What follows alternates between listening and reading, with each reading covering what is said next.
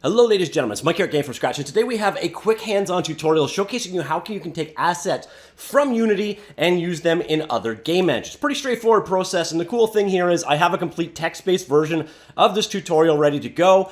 You can check it out here over on Game From Scratch. I will link this down below, so if you want to check that out, you can. The cool thing is, for the most part, this tutorial, it's pretty easy, and I've actually already done one of these in the past for exporting from Unreal Engine, and compared to Unreal Engine, Unity is so much easier for the most part. However, there is one downside. You're still going to need Unity to make this work. Now, what we're going to be doing this tutorial on is I'm going to use the Humble Ultimate Fantasy Game Development Bundle from yesterday. This is a really cool asset pack for Unity and Unreal Engine. I mentioned that all these assets could be used in whatever game engine you want. Today I'm going to showcase, to answer a couple questions I got down below in the comments yesterday, how you can actually get these assets from Unity into your game engine of choice. For the most part, this is a very, very simple process. Unfortunately, I can't figure out a way to take Unity 100% out of the equation. You still need to have Unity installed to do the download process, but that is it. All right, in order to continue, you are going to need the Unity Package Extractor. This is a Python application. It's open source if you want to go ahead and check it out. Just head on in here and download the executable that makes the most sense for you. If you need it for another platform, you can build it from source code if you so need. Again, this is Python based, so you should be able to get it working on whatever platform you want.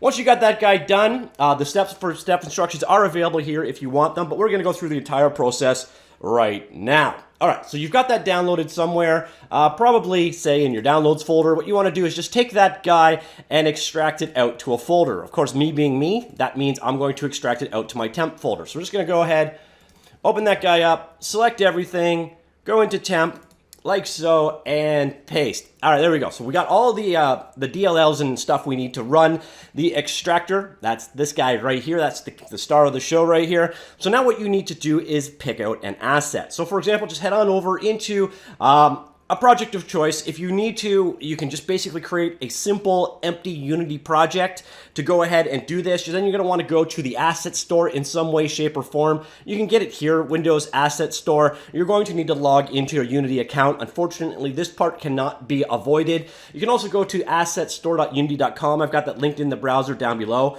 Just basically go ahead and pick the assets you want and purchase them. This also includes free assets, by the way. Just add them to your logged in account. Once you've got all the assets you want to go, it is time to carry on to step 2. That involves downloading the assets. To do that, we want to go into Window and then Package Manager. Everything has been moved into the Package Manager. You can see this guy in action right here. All of your packages are available here.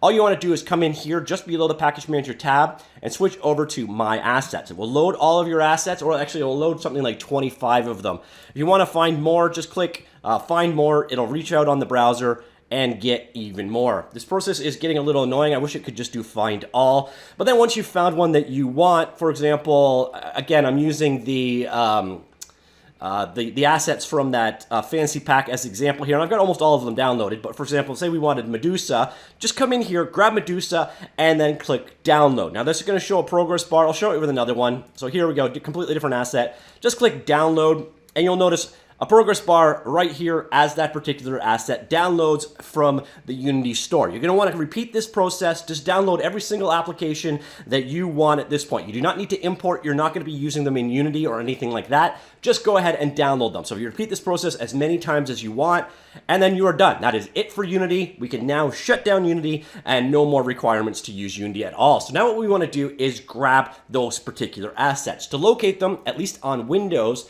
go up to Windows Explorer, so start a Windows Explorer window, and in the location bar type parentheses, which is Shift and then 5, type the words app, data, and then a clothing parentheses. This will go to your app data folder, which you can also do it by going to c:/users/your username, and then /app data/roaming.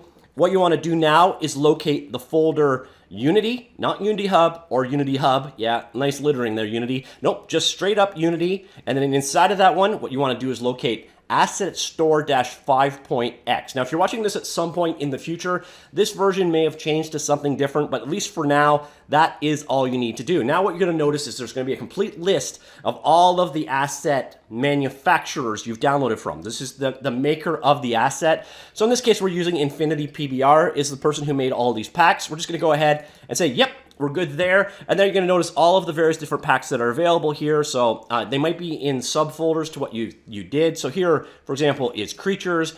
Inside of Creatures, I have all of the various different packages that are applicable. So we've got Giant Worm, Dragons, Demons, Minotaur, Medusa, and so on. Let's showcase on Dragons. So I'm just going to go ahead and grab Dragons. We'll copy that entire package, so the .unity package out, and we'll put it wherever we put the extractor. So just come on in here and paste that down. So in my case, it was in my C:/temp folder. Now what we'll do is open up a command prompt. So just type CMD, and you're in a command prompt. Let me just zoom that in so you can see exactly what we're doing. Oops. And then from this point in time, it's pretty straightforward. We just want to do CD/ and then the folder you installed to. So in my case, temp. And then we're going to do extractor, and then the name of the file you want. If it's got a space or anything in, it's going to be quoted. And then really, that's about it. Okay, so now all of our assets are extracted. You see here, we now have a folder here called assets. We can switch into the assets folder. And you're going to notice we have the Infinity PBR stuff. So what I'm going to do is go open up an Explorer to Dot. So we'll open this up in Windows Explorer like so. And you're going to notice all of our assets are here. Now, 99.9% of the time, what you're going to find is the models are in FBX format. All right, so you're going to notice here, in this particular case, the file system is going to vary from creator to creator. But in this case, go under Infinity PBR Dragons. And then you're going to find, for example, we have the models. In here, they're all FBX files. FBX files are pretty universal. You can open them up. If I just double click on one of these, it's going to open up in the built-in Windows FBX Explorer, like so. Bump, bump, bump, bump, bump, bump, bump, bump. All right, there we go. So there is our model. You will notice it is untextured in this particular case, but it still is fully animated. So for example, if you want to open this guy up in Blender, fire up Blender. We select and delete the default cube, assuming you have that enabled. Go to Import, pick FBX files, navigate to the folder we were just at. So let's go back one. So this is Infinite PBR, models. Grab one of the models you've got going on here. Now what you will notice here is some of the models will have multiple different options available. So it might have multiple heads or multiple tails. Just pick the one you like, delete the one that you don't like. It's just a way of having multiple configurations. So in this case, I believe we have multiple tails on this model. You can see it down here. So if I go down here, you'll see tail and tail. Pick the one that you like the look of better. So there's kind of a more armored looking one and a less armored looking one. Anything that has multiple choices like that, just pick the one you want. And the one that you don't want, I think I don't want that one. Just go ahead and click X to get rid of it. Now you're going to notice we still need to go ahead and texture this thing. Cool thing is your animations all work out of the box. So no more work to do in that regard, but we do have to set up textures. Pretty straightforward process. Let's switch over to textured mode. There's also something called Node Wrangler. I'll let you look that up on your own. It ships by default with Blender, but it could make this process a little bit easier for you. But go into the shader editor. Let's pick the thing that we want to work with. So we'll go with the body. The body is a pretty substantial part of this. And then over here. Now, if you go back over to Windows Explorer right here, you're going to notice if you navigate into, I'll show you from the root, here we've got textures and materials. In this particular package, we have multiple different options for everything. So we're 4 different texture sets for the body. Pick any one. Pick the one that you like the look of the best. So this one's kind of that color, for example. This one is more green. It's just the color channels that's changing out there. Let's go with the default here. And what you are going to want to do is pull these files one by one. So the opacity, the occlusion map doesn't do anything, but the roughness map and the normal map do. So just drop the models in that you want. You're going to do this for each part of the guy. It's highly configurable based off of which ones you actually like. So let me just zoom that over there. So here, for example, is normal. We drop normal over here into the normal channel. The metallic map and roughness map are together in the same map, so just drop that into the metallic channel and the roughness channel. And then finally, let's do the albedo color channel up over to the base color channel over here. And there you see, we have El Dragano.